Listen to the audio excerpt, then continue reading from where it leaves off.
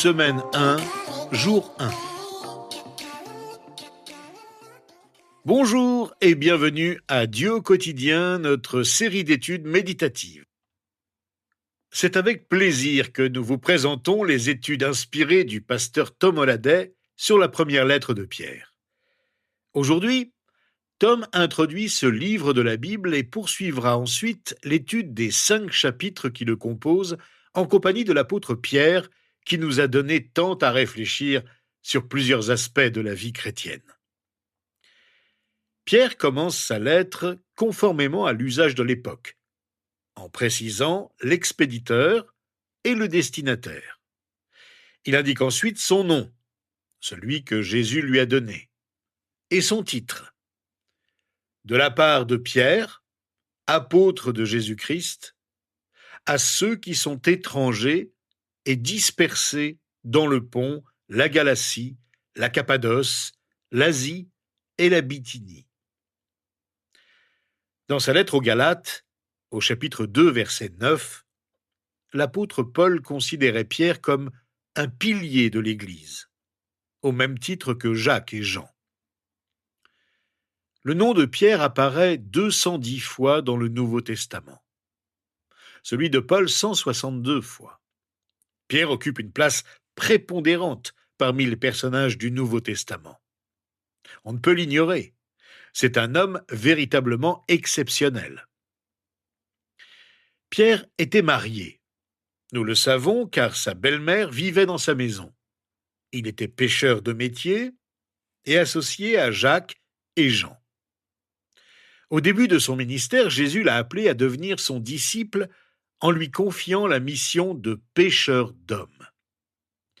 Après un certain temps, Jésus a appelé Pierre à devenir apôtre. On ne considère pas Pierre comme un érudit ou un homme de lettres. C'était un homme simple et sans instruction, qui n'avait pas reçu d'éducation académique, comme Paul. En fait, il a été formé aux pieds de Jésus au cours du ministère terrestre de son maître. Pourtant, cet ancien pécheur a écrit 2 des 27 livres du Nouveau Testament. On le perçoit souvent comme un meneur d'hommes. Dieu nous utilise d'une manière qui dépasse nos origines si nous nous soumettons à lui. Vous êtes-vous imposé des limites? Êtes-vous enfermé dans vos propres perceptions? Laissez Dieu vous ouvrir de nouvelles perspectives.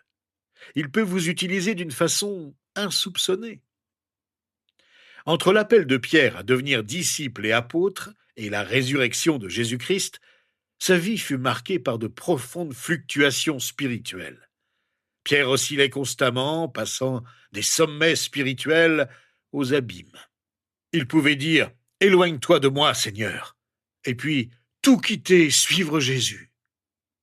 Tantôt on le voit marcher sur l'eau, puis sombrer, saisi de peur. Il confesse un moment que Jésus est le Messie, puis se voit réprimandé sévèrement par son maître parce qu'il ne pouvait pas accepter que Jésus meure pour nous sauver. On peut l'entendre dire à son Seigneur « Tu ne me laveras jamais les pieds » et demander l'instant d'après « Seigneur, non seulement mes pieds, mais aussi mes mains et ma tête ». Pierre était capable de passer de la volonté farouche de combattre toute une armée pour défendre son maître à la peur d'une simple servante lors de l'arrestation de Jésus. En tout état de cause, Jésus l'a accepté tel qu'il était. Après la résurrection, Pierre a trouvé une stabilité spirituelle. Avant la Pentecôte, le parcours de Pierre avait été mouvementé. Mais après la Pentecôte, Pierre a connu une progression spirituelle remarquable. Avant la mort de Jésus, il était devenu l'un de ses plus proches disciples. Pourtant, il était impétueux, obstiné et impulsif. Après la Pentecôte, Pierre est devenu l'un des hommes de foi les plus dynamiques. Il a annoncé la bonne nouvelle avec audace. Nombreux sont ceux qui se sont convertis à Jésus-Christ grâce à sa prédication.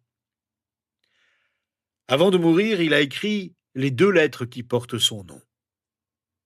Qu'est-ce qui a fait toute la différence? À la Pentecôte, Pierre a reçu la présence permanente du Saint-Esprit en lui. Il a également été rempli de l'Esprit. Il n'a plus jamais eu honte de son Maître suprême. Le ministère de Pierre, de son commencement à sa fin, est riche de nombreuses expériences. Du début à la fin, nous sommes frappés par son courage et sa simplicité, sa foi inébranlable et son amour ardent. Une vie remplie de l'Esprit Saint transforme une personne à jamais. Vous êtes-vous laissé guider par le Saint-Esprit? C'est un acte de foi. Lorsque nous nous abandonnons à lui pour gérer les difficultés de notre vie, il prend les rênes. Pourquoi ne pas lui confier votre vie? Il lui apportera stabilité et sens. En tant que personne mandatée personnellement par Jésus, un apôtre avait l'autorité de parler en son nom. Pierre revendique cette autorité ici, et dans sa première lettre, il s'adresse à un groupe bien précis. Voici ce que dit l'apôtre au début de sa lettre, au versets 1 et 2. À vous, qui avez été choisis conformément à la prescience de Dieu le Père, et conduits à la sainteté par l'Esprit, afin de devenir obéissants et d'être purifiés par le sang de Jésus-Christ, que la grâce et la paix vous soient multipliées. Ces destinataires sont des étrangers, des gens qui ont été contraints de quitter leur patrie, des personnes dispersées. Le mot dispersion fait référence à la déportation du royaume d'Israël, le royaume du Nord, par l'Assyrie en 722 avant Jésus-Christ. En 586 avant Jésus-Christ, le royaume du Sud, Juda et Benjamin, fut également déporté. Le mot dispersion signifie semer. Dieu a semé des chrétiens à travers le monde. Dans sa providence, il nous place là où nous sommes pour que nous devenions des messagers de l'Évangile. C'est pourquoi vous êtes là où vous êtes. Nous sommes des pèlerins parce que nous appartenons à Christ. Nos âmes ne peuvent se contenter des futilités terrestres. Venir à Christ signifie que nous avons de nouveaux désirs, de nouveaux goûts, de nouvelles aspirations et de nouvelles affinités. Dieu a allumé une vie nouvelle en nous. Bien que les lecteurs chrétiens de Pierre aient pu être dispersés en partie par la persécution religieuse, son emploi du mot « étranger » souligne l'une des idées principales de cette lettre. Les croyants ne considèrent plus ce lieu et cette époque, le monde d'ici-bas, comme leur patrie. Notre citoyenneté est céleste. Nous représentons notre véritable roi et notre véritable patrie, tout en vivant comme étrangers dans une culture étrangère. Le groupe d'exilés dispersés mentionné par Pierre résidait en fait dans 5 provinces romaines d'Asie mineure, une région située dans le nord de la Turquie actuelle. Il s'agissait de Juifs qui y vivaient depuis environ 2 siècles. Ces provinces étaient bordées par l'eau sur 3 côtés, la Méditerranée au sud, la mer Égée à l'ouest et la mer Noire au nord.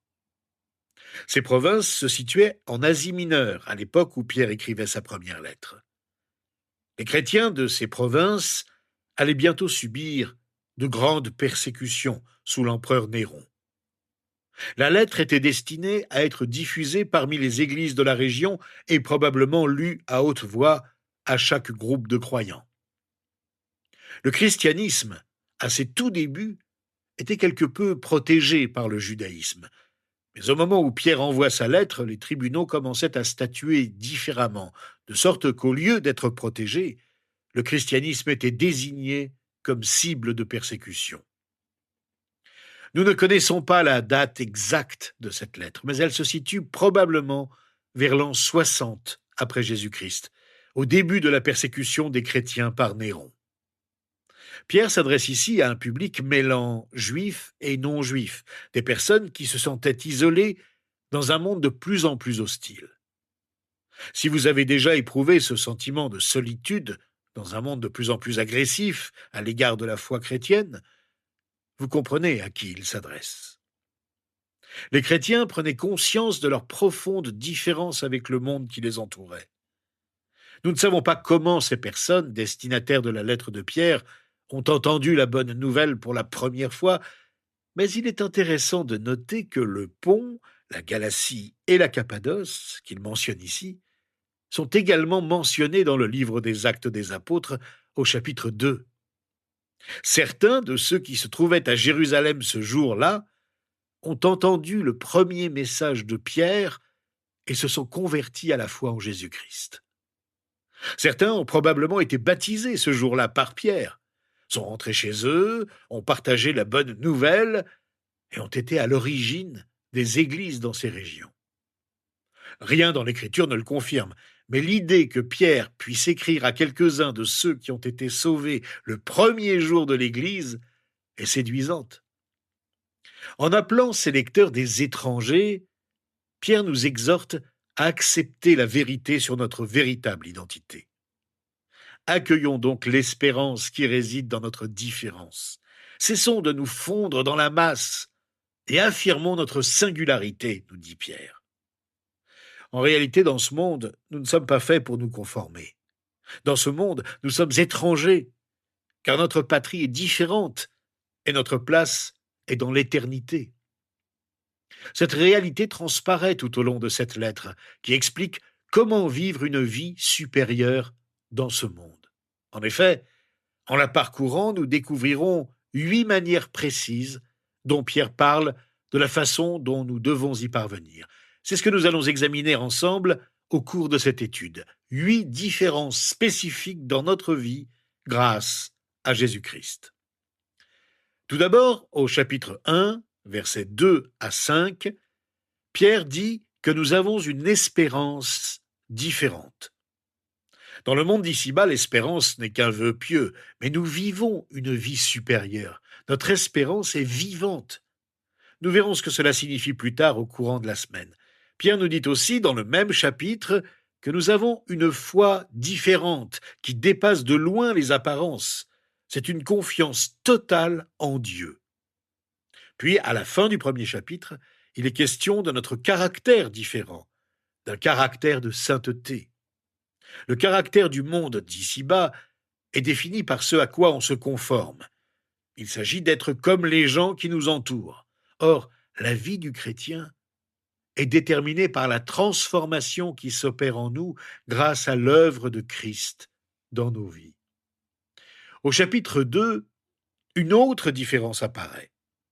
Nous sommes un peuple différent. Nous ne vivons plus pour le plaisir, la popularité ou le pouvoir. Nous vivons pour accomplir les desseins de Dieu. Et en poursuivant notre lecture de la lettre, nous constatons également que nos relations sont différentes, comme Pierre va le souligner. Dans le monde d'ici-bas, les relations sont régies par l'égoïsme. Mais dans la vie qui dépasse les apparences, les relations sont régies par la soumission. Un point que nous allons approfondir en parcourant cette lettre. Toute notre vie est orientée vers les autres. Au chapitre 3, nous découvrons une vérité essentielle. Nous avons un message différent, une bonne nouvelle. Le monde d'ici-bas diffuse de mauvaises nouvelles. Nous les entendons chaque jour. La vie céleste, elle, porte de bonnes nouvelles. Nous avons la bonne nouvelle. Le chapitre 4 traite de notre façon d'appréhender la souffrance. Dans le monde d'ici-bas, on cherche à se défendre, mais dans la vie céleste, on est prêt à donner sa vie. Car on sait que cette vie terrestre n'est pas tout. Nous aspirons à l'éternité. Puis au chapitre 5, Pierre aborde un autre type de gouvernement et d'autorité. Il se définit par l'humilité. Le monde a des dirigeants égoïstes, mais en Christ, ceux qui dirigent sont d'humbles serviteurs. Voilà le message principal de cette lettre. Comment devenir un peuple rempli d'espérance et de sainteté. Tout cela concerne la manière de devenir une personne soumise et au service des autres. Souffrir avec la certitude de la victoire et guider avec l'humilité d'un berger. Il s'agit de savoir comment cela peut se réaliser dans votre vie. Il s'agit de savoir comment développer plus d'espérance et vivre avec plus de sainteté au quotidien. Il s'agit de savoir comment devenir plus soumis et au service des autres tout au long de notre vie. Il s'agit de savoir comment endurer les souffrances de cette vie avec la certitude de la victoire éternelle. Et il s'agit enfin de savoir comment devenir une personne qui guide dans son travail, sa famille, partout où elle vit, et qui guide avec l'humilité d'un serviteur, c'est-à-dire avec l'humilité de Jésus. Je vous invite donc à prier avec moi alors que nous commençons l'étude de cette lettre pour que Dieu transforme notre cœur. Notre Père du ciel, nous te prions ensemble pour que tu transformes nos cœurs tandis que nous étudions ta parole. Tu nous l'as donnée pour que nous devenions de plus en plus semblables à toi, pour nous transformer à ton image. Seigneur, aide-nous donc à voir combien tu nous as rendus différents en Christ et à nous réjouir de ces différences d'une manière nouvelle. Aide-nous à comprendre que tu veux nous rendre plus remplis d'espérance, plus saints, plus proches des autres. Tu veux nous aider à comprendre que même dans la souffrance, nous pouvons vivre avec un esprit de victoire et guider nos pas avec l'humilité d'un serviteur. Seigneur, que les choses pour lesquelles nous te prions se réalisent dans nos vies, que la vérité de ta parole nous donne la force d'accomplir ta volonté dans chaque aspect de notre vie. Nous te le demandons au nom de Jésus. Amen. Eh bien, rejoignez-nous demain. Nous réfléchirons ensemble à la manière dont nous pouvons vivre avec une espérance renouvelée.